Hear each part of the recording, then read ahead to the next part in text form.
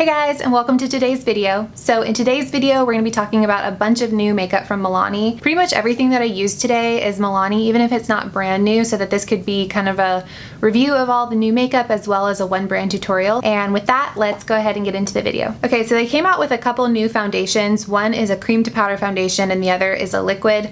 I couldn't try both of them today, so if you're interested in the cream to powder, let me know. But what I used today was the Milani Screen Queen Natural Finish Foundation. This claims to have a light to medium coverage as well as a quote luminous natural skin finish, and it also claims to blur your imperfections. It talks a lot about how it's made with a digital blue light filter technology. It's the first in its kind formula, and it's supposed to help the signs of digital damage, which are dullness, discoloration, and hyperpigmentation.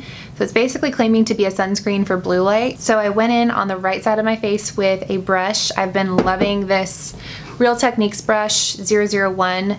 Really good foundation brush. So I know I love this and I know it applies foundation really well. So I went in with that on the right side of my face, and it definitely applied a light coverage. It reminded me actually a lot of the Revlon Glow foundation because of the formula. It's a little bit thicker in consistency, a little bit more gel-like, and it feels really tacky on the skin. So when I went in on the left side of my face with the sponge, I kind of knew I wasn't gonna like it as much because when the formula is really tacky, I find that when you're pouncing the sponge, it almost leaves like sponge imprints on your face because it takes so long to set. And with formulas like that, I definitely prefer a brush, and this was no exception. I would say the coverage was about the same, but the finish looked a lot more flawless on the side with the brush. The shade that I chose was Nude Beige, and it's definitely a little bit too light for me, but because it's a light to medium coverage, it's not as big of a deal if the shade match isn't perfect because your skin's gonna show through anyway. On my cheeks where I have some more stuff I wanna cover, I went in with a second layer just to see if it really was buildable, and it definitely was. But what I will say is that you cannot build this up to be anything more than a medium coverage max, like maybe a light to medium coverage. Even after building it up, you can still see your skin coming through. It's not meant to be a full coverage or a concealer. It's meant to just kind of even out your skin tone. I also really like the packaging. I like that the top is a little bit more opaque because I don't know about you, but this can sometimes get pretty messy. So with the top on, you can't really see it. It kind of hides your messiness. It does have a slight fragrance to it, kind of that makeup-y fragrance similar to their Conceal Imperfect concealer, but it's not nearly as strong. If you have oily skin, even if you have normal skin, you're definitely going to need to set this with a powder. It will not set on its own. So first impression of this is definitely a thumbs up, but we'll see how it wears throughout the day, and I'm going to do a check-in at the end of the day. And then I went in with the Milani Conceal Imperfect. You guys know how I feel about this concealer. It's absolutely amazing. I love it. And I feel like these two products go really well together. The foundation is a lot more skin-like, natural, whereas this is super full coverage. So you can go in and show as much of your skin as you can and then cover up any blemishes or under eye circles with a more full coverage concealer. I personally think that provides the best result because you see as much skin as possible, but you can still cover what you don't want to show. I then went in with the Milani Cheek Kiss Liquid Blush. I really love this stuff. I got mine in the shade Nude Flush. It's 110 because I'm not a huge pink blush person. I like more nude apricot shades on me personally, so this was right up my alley and it did not disappoint. It's sort of like a really natural highlighter and blush in one. It leaves the skin just looking really dewy and glowy, and it blends over foundation beautifully, especially this Milani foundation. They work really well together, and I had no issues with it kind of disturbing the foundation that I had already laid down. I think one of the only non-Milani products I used was this Wet n Wild Photo Focus translucent powder, and that's because I really love this powder and I wanted to use something that I already know that I love on top of a foundation that I'm testing so that I know if it starts to break down, it's the foundation and not the powder. Oh, and one thing I forgot to mention is that I did use their Precision Brow Pencil. I really like the formula of this. I love that it has a spoolie and that it's retractable because I hate sharpening things. I know that this wears well throughout the day, is not gonna budge. The only thing that I'll say is that user error, but I bought the wrong shade. I have the shade Soft Brown, and I don't know if you guys are gonna be able to tell, but it looks pretty red on my brows. So if you have similar coloring to me, I would say Soft Brown, which is usually a safe bet. It's usually more ashy, but in this case, it's not the right shade. Then went in with the Milani bronzer. This is the shade 02 Sunkissed. It's the Silky Matte Bronzing Powder. Just like the Physicians Formula one, this definitely smells like coconut. I will say it didn't play super nicely with the liquid blush that I used first because that's so dewy and it never fully set. wet.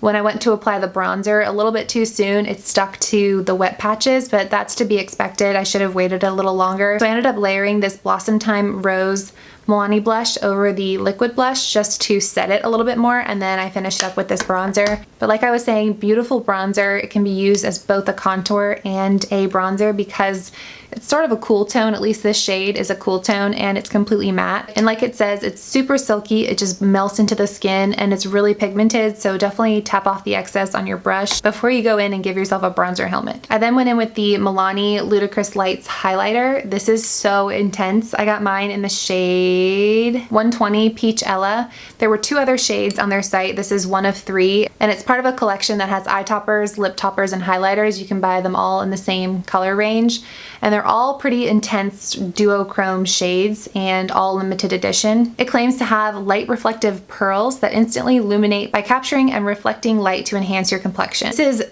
super intense. I actually ended up layering it with another highlighter that I'll talk about in a second, but this on its own, I have to say I wasn't a big fan, and it could be one of those highlighters that gets better the more you use it, because at least for me, the top layer of it was so glittery. It looks like I kind of just dusted glitter on my cheekbone. And I like wet looking highlighters if I'm going intense, or just really natural dewy looking highlighters.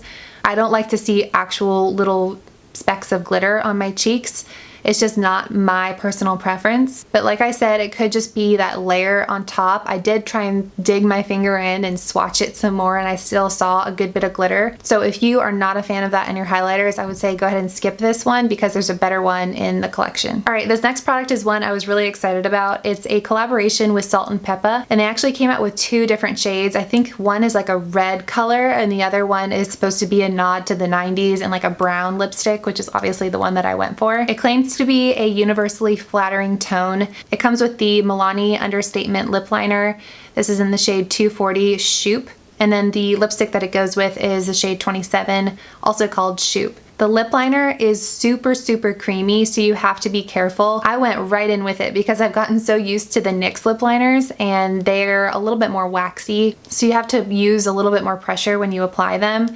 This is just straight butter. It feels like cream when you put it on. So just be aware of that. It's beautiful, super pigmented, but I'll be interested to see how it wears throughout the day and if it does its job of preventing any sort of bleed outside of my lips because it is so creamy. And the lipstick is a really beautiful color.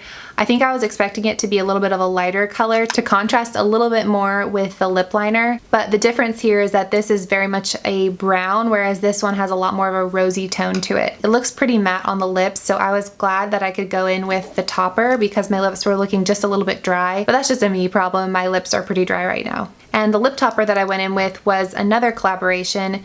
This is kind of a continuation of the Ludicrous Lights collection. So it's the same color that I got in the highlighter. This is called 120 Peachella, and this is in collaboration with Ally Brooke. You can see the Ally signature on the lip glosses. I thought this was really beautiful, at least on top of this lip combination, because it just gave it a little bit of a glow. You are supposed to be able to wear this alone as well, so I'll try that out and let you guys know how it looks on its own. But in combination with this darker lipstick, it just kind of looks like a gloss. You don't see the holographic effect so much like you do with the highlighter. All right, next up is what I was probably the most excited about, and it's the Salt-n-Peppa Hot and Cool Vicious Eyeshadow and Highlighter Palette, and this is exactly what it sounds like. It comes with a pretty good range of eyeshadows as well as a highlighter in the middle. This is a little bit pricey at $19.99, but it does come with both highlighter and eyeshadow.